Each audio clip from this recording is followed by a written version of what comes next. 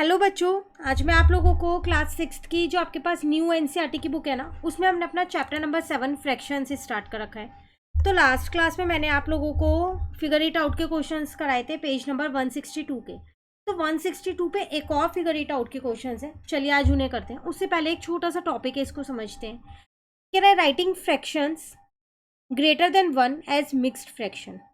मतलब जो भी नंबर 1 से बड़ा है, जो भी फ्रैक्शन 1 से बड़ा है, तो हम उसे मिक्स फ्रैक्शन में लिख सकते हैं। किस तरीके से, वो आपको यहाँ पर सिखाया गया है।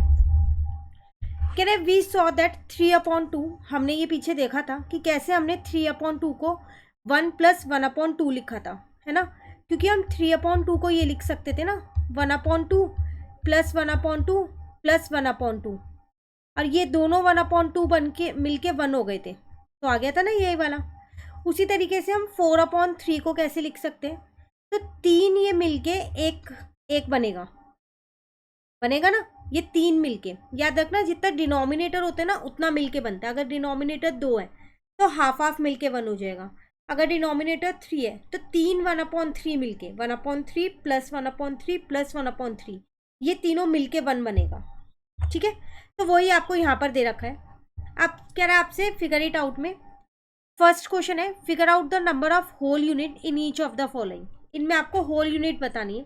एक आपको उन्होंने बताया, जैसे यहाँ पर 8/3 को उन्होंने लिखा 2 + 2/3, तो 2 मेरे पास ये होल यूनिट हो गई, और 2/3 मेरे पास क्या हो जाएगा, यहाँ पर फ्रैक्शन हो जाएगा। अब 11/5 का आपको बताना है, तो कैसे बताओगे, तो 1/5 + 1/5 + 1/5 + 1/5 + 1/5, 1 2 3 4 5, 11 टाइम लिखना है ना, 6 7 8 9 10 11। ठीक है, अब देखो नीचे 5 है, तो 3 4 5 मिलके 1 बनेगा। अगेन ये 3 और ये 2 मिलके 1 बनेगा, तो एक 1/5 रह जाएगा। तो इसका आंसर आ जाएगा 2 + 1/5। ठीक है, अब यहाँ 9/4 है, तो इसको भी ऐसे ही ओपन करो, 9 टाइम्स लिखो 1/4, 1/4 + 1/4 + 1/4 + 1/4, 4 हो गए। 1/4 + 1/4 + 1/4 + 1/4, 8, एक यहाँ लिख दिया। जितना न्यूमरेटर होता है ना उतने टाइम्स लिखते हैं, डिनोमिनेटर चेंज नहीं होगा। ठीक है, अब 4 है, तो ये 4 मिलके 1 हो गया, ये 4 मिलके 1 हो गया, तो ये हो गया 2 + 1/4। क्लियर हुआ?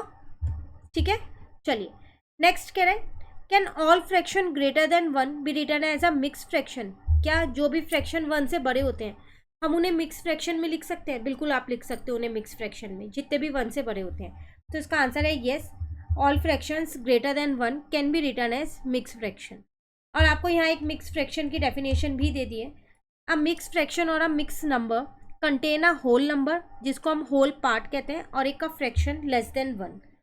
ये होता है होल नंबर या फिर होल पार्ट, और ये होता है फ्रैक्शन जो 1 से छोटा होता है। ठीक है, चलिए नेक्स्ट कह रहे हैं write the following fractions as mixed fraction. अब इन्हें मिक्स फ्रैक्शन में लिखो। जैसे इन्होंने 9/2 को लिख के दे दिया है 4 1/2, अब बाकियों को आपको लिखना है।